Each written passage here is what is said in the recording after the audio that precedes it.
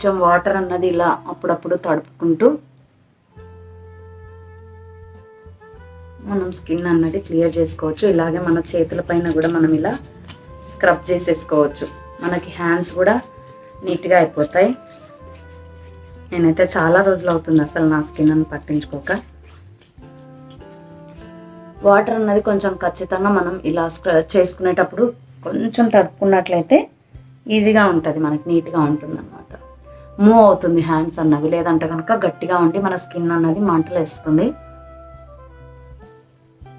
ఇలా ఒక 10 to 15 minutes మనం ఇలా స్క్రబ్ చేసుకోవాలి.